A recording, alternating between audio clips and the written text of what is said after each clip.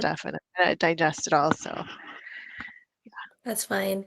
All you have to do is listen in this meeting. I won't make you do any hard work. okay, sounds good. Let me see if I can share my screen and then we can start. So I have a presentation that's based on my report, and after we're done today, I'll submit both my report and my presentation, and I'll fill in my hours as well. I realized that I forgot to fill those in after the first week, so I'll fill those in today as well. Sounds good. It's So just a good habit to practice. And I just learned when you're filing your income taxes for if you're like a self-employment or business, it's good to also log your travel with your vehicle. Like have a logbook, yeah. which there's apps for that too, apparently they said. Fun tip. Go ahead.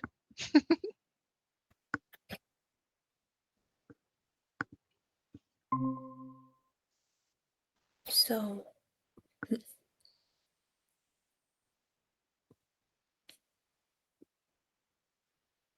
can you see my screen? I can see it, yeah. Okay, that's good. I'm gonna move this to the side and I will present.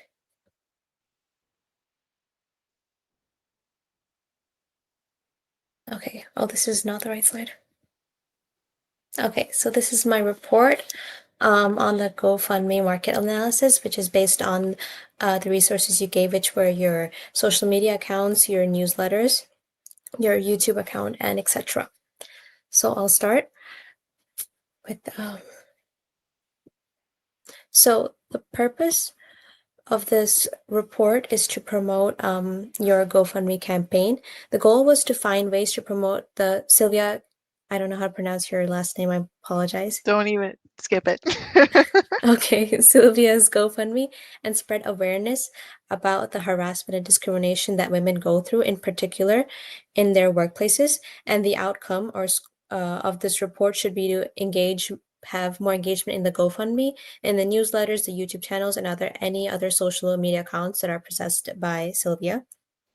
The scope of this report is to have research that is going to be analyzing different fundraising ideas and figuring out what type of audiences would like to interact with this, and ways to attract target audience, create different campaigns for them, and switching between the aesthetics of the social media account to again make it more attractive for possible audiences. So moving on to our fundraising planning. The goal was to allocate around $10,000 on funds. And we want to measure the success which we will gain from donor engagement, different subscriptions on your different social media accounts, and sustainable funding. So our target audience, first we start with newsletters. The target audience there's 3 different newsletters that you have. The first one was Synergy in Action, which is $6 a month. So the target audience for this should be aspiring female leaders who are young and new professionals who are hoping to connect with well established peers and who are looking for a proper leadership development ideas and tips. And they might subscribe to build a stronger connection or stronger foundation with their careers. And they might need mentorship. They might need to come. Or they might need to overcome workplace harassment or discrimination or unseen barriers that they can't seem to move. And, general confidence building, trying to build friends with a different community and be a part of a community that can support you. And they want to feel established in their skills and they want to refine their skills. And they want to join a community where they feel their personal experiences are welcomed and understood by others who might be going through the same thing. So for the next one, which is the Social Biscuit, which is $8 a month, this newsletter would mainly target local residents of Mississauga, which are individuals who are interested in a hyper local content, more community stories, more regional content. This would be more millennials and Gen Z, people who are trying to navigate complex family relationship as yours, and those who want to find more relatable and personal, funny family stories, but also stories that have depth and relatability in them. Then there's people who are fans of personal growth and relatable raw storytelling, so they might sign up as well. And then people who are interested in different communities that reside in a diverse country like Canada and how they function in Mississauga. So the last newsletter is the English Breakfast Tea, which is a free newsletter. So this would be for individuals who are more critical thinkers who enjoy philosophical content, They want to engage in different theories, also explore abstract ideas, and question the existence of reality and existence in general, and want to engage in deep thought processes. So, this would include writers and creative individuals, those who might be looking for new and interesting inspiration and topics, new perspectives, and new exercises to have their creative processes become more refined and more enhanced. These individuals could be people who are just generally curious about the philosophical nature of life and are more interested in intuitive thinking, different perspectives, and cognitive processes. And then last, our audience would be people who are free thinkers and non-conformists. So people who appreciate the non-conventional aspect of life and the different ideas and viewpoints that life has, and those who like challenging society norms with their new perspectives. Other audiences that could come from your YouTube channel could be potential donors and supporters of women in their workplace. It could be close friends, family, local community members that might join through the different newsletters, former colleagues, alumni groups, other workplace equity advocates. This could include individuals and organizations who want to support justice, DEI, and workplace rights of women. So the method to raising these funds would be having a captivating storytelling uh, aspect to the fundraiser, so we can explain why this fight matters to people who it might not attract in the first place, and the impact of workplace misconduct. So we would try to keep it relevant and brief so people can read what's important without feeling bombarded with too much information, because that can sometimes take away from their attention span. And we should try to have a more visual appeal, so have a more aesthetic type of GoFundMe, which would be considering like updating the cover photo to one that conveys the mission, maybe an image of misconduct in the workplace or discrimination or advocacy for women. The target audience for the GoFundMe should again be potential donors, supporters, personal networks, which could include close friends, family, community. This could also have professional contacts like colleagues, former colleagues, colleagues that you are with now, people you had in other different group projects, and other workplace equity advocates, whether they are women or not. Then we move on to people. Oh, my apologies. Then we have corporate sponsorships and grants, so we could collaborate with other advocates and local leaders, or even bloggers who support workplace justice to amplify your message, and reach out to local newspapers and local blogs and radio stations for potential coverage based on misconduct and discrimination towards women in the workplace. Then we could organize or take part in community events. We could have donor recognition and create a public donor wall in those community places that local people visit often. So these people get shout outs and we can thank all our supporters. Then we can have referral programs with milestone rewards. We can offer small, feasible rewards, like the things we talked about, we getting from winners and um, shoppers and stuff for reaching milestones like exclusive newsletter access or different updates. Then we would move on to budgeting and finances. So these estimated costs are based on my research and not pertaining to any fundraisers that you might have done. So for the general fundraiser, there could be things like flyers and posters that we start off with. So they could cost from $50 to $100. Then food and refreshments, which is based on food trucks and general catering services, could be $10,000 to $20,000. Then rental spaces, like we talked about for renting the Hilton, could be, it depends on per hour, but it could be from around, again, $10,000, not per hour, but for the whole event. Then different miscellaneous costs that come up could be around $50 to $100. Then we move on to tech and platform fees, because we might have donations online, and we could have Zoom meetings for people who want to join in online. So those platform fees could be based on donation, website domain, and hosting, which could be from $50 to $150. Then we could have marketing and ads online on different social media places on Instagram, Snapchat, and stuff. So those could cost from $100 to $300. And then we would hire someone from graphic design and video editing to enhance those ads, and that could cost another $100 to $200. And then moving on to legal and advocacy expenses, like we talked about. So you did mention that Superior Court, you cost around $10,000, which is what the donations are for in the first place. And then handling those donations, we have to be 100% transparent where we're allocating our funds and why we are holding the fundraiser in the first place. And we should offer tax receipts, and we should offer donor perks so people believe that when they're doing a donation, they know where their money is going, and that the fact that they're receiving perks for doing a good thing. And always provide regular updates so the people who are donating and have donated in the past know that their money is getting used for a good cause, and that cause is coming into reality sooner or later. Then we have the marketing and promotion. So for marketing promotion, we would have different strategies. So starting off with digital strategies, we would utilize your personal Instagram accounts or professional Instagram accounts, LinkedIn accounts, YouTube, TikTok, to advocate for the same cause, whether that be your personal GoFundMe or in general harassment against women in workplace environments. We would also interact with different influencers who wish to advocate for the same cause and utilize their following count to amplify your message and spread more awareness for women in workplaces. Then we would use the newsletters. So utilizing the already present newsletters like Synergy in Action and English Breakfast Tea to engage more audiences and direct them towards the cause of the GoFundMe.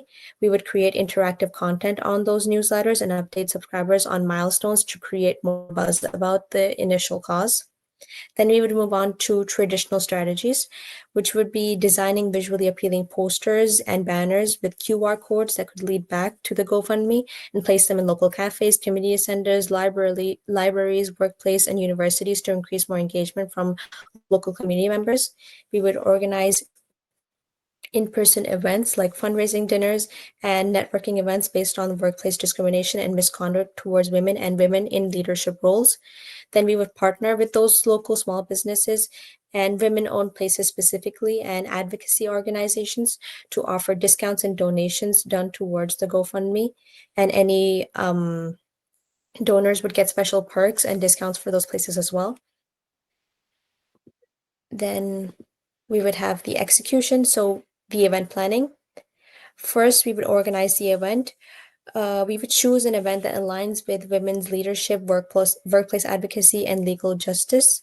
So this would be possible event ideas that I came up with could be uh, uh, an event for women in leadership where we invite strong known women leaders to the panel so they talk about their experiences, and we could hold a discussion with all the audience to make sure we're getting more interaction. Then we could have fundraising dinners or networking events or legal awareness webinars to talk about the rights of women in the workplace so they don't feel so they know I apologize, so they know what rights they have and how to deal with situations like other women have gone through, or you for example have gone through.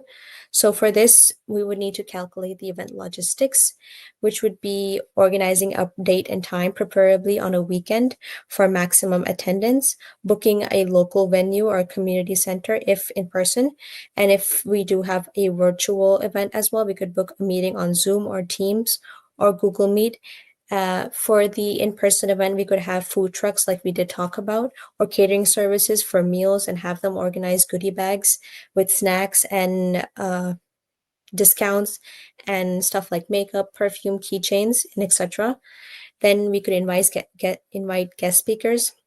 Like we talked about for the women in leadership panels, we could invite prominent women leaders of Mississauga or Canada.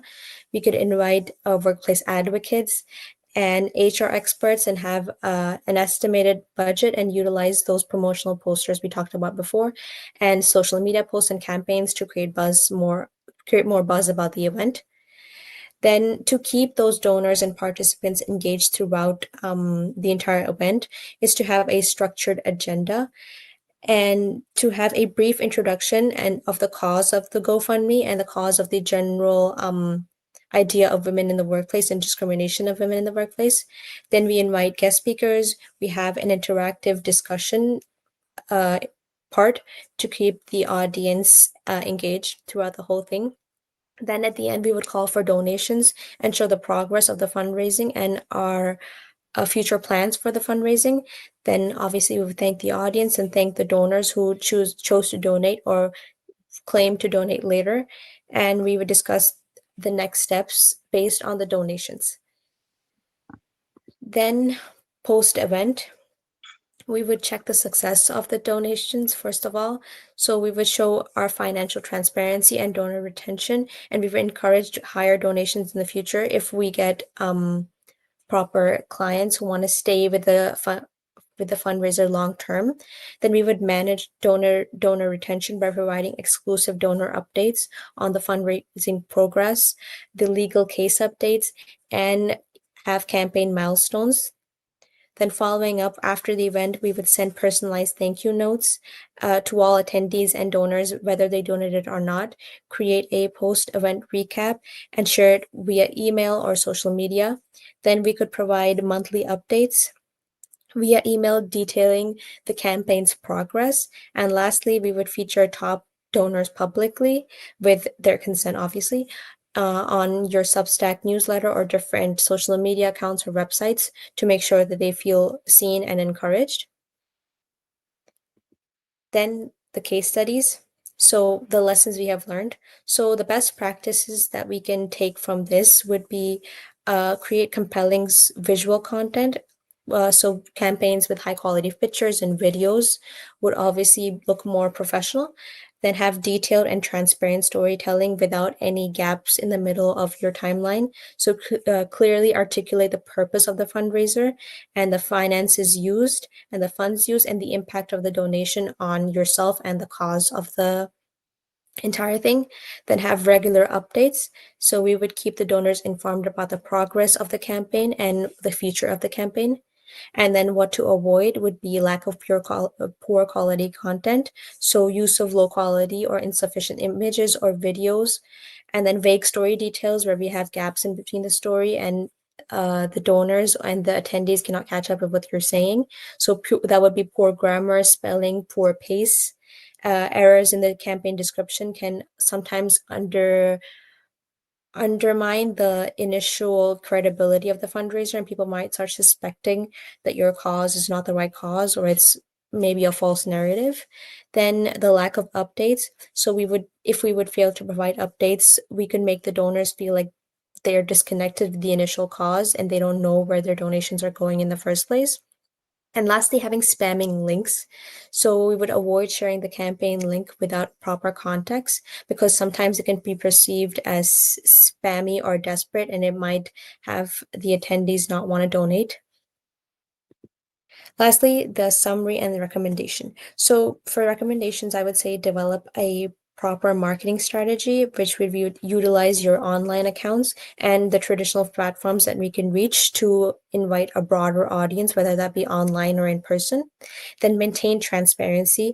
I've said that a lot the entire this entire presentation, but clearly outline how you will use the funds and where they will be located and provide constant updates to make sure that the donors stay engaged and want to participate more in the future.